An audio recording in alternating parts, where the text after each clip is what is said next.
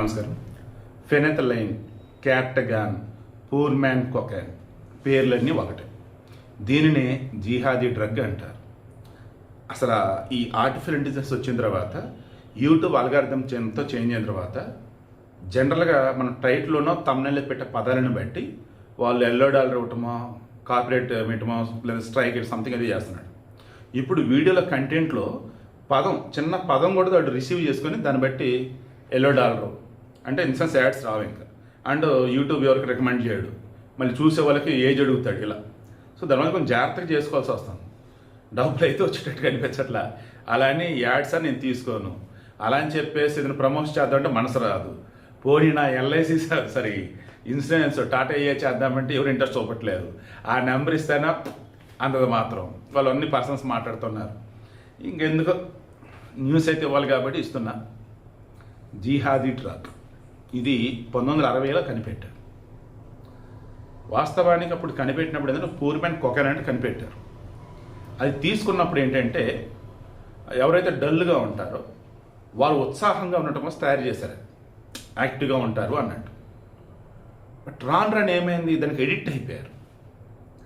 Addict అయిపోయి side ఎఫెక్ట్లు వస్తుంది. దాంతో 1980లో దానిని బ్యాన్ చేశారు. కానీ అది ఎలా పనిచేస్తుందంటే చూస్తున్నప్పుడు అది కనుక తీసుకుంటే నిద్ర రాదు, ఆకలేదు, ఫుల్ యాక్టివ్గా ఉంటున్నారు. అలా 3 రోజులు ఉంటున్నారు. దాంతో 1980-90లో ఈ టెర్రరిస్టులు పుట్టుకొచ్చారు కదా, దాంతో వాళ్ళకి ఇవ్వటం మొదలెట్టారు. 2024లో సిరియాలో అల్ అసద్ పాలన మూసిన తర్వాత ఒక్కసారిగా భయంకరంగా ఈ జిహాదీ డ్రగ్స్ బయటపడ్డాయి. ఇప్పుడు మన దగ్గర ఈ క్యాప్టగాన్ వచ్చేసి 227 కేజీల నిల్వలు ఎక్కడ ముంద్రా పోర్ట్లో దొరికాయి. నేటు నార్కోటిక్స్ కంట్రోల్ బ్యూరో వాళ్ళకి రీసెంట్గా ఒకటి దొరికాడు. వాడిని విచారణ చేస్తున్నప్పుడు నెక్స్ట్ షిప్మెంట్ వచ్చేసి ముంద్రా పోర్టు మీదగానే వెళ్తుంది వెస్ట్ ఏషియాకి అని అన్నాడు. పక్కా స్కెచ్ చేసి పట్టుకున్నారు. దాని వాల్యూ మార్కెట్లో 182 కోట్లు. జిహాదీ డ్రగ్ క్యాప్టగాన్ అంటారు, పూర్ మ్యాన్ కొకైన్ అంటారు. సో ఈ టెర్రరిస్టులు ఉన్నారు కదా, వాళ్ళు ఎక్కడైనా ఆపరేషన్ చేయడానికి వెళ్తున్నా లేదా అటాక్ వెళ్తున్నా ఇది ఇస్తారంట. వాళ్ళకి నిద్ర రాదు, ఆకలేదు, ఫుల్ యాక్టివ్గా ఉంటారు. కమాండ్స్ ఏది వస్తుంది ఫాలో అయిపోతారంట. ఫుల్ యాక్టివ్గా ఉంటారంట, అస్సలు భయపడరంట.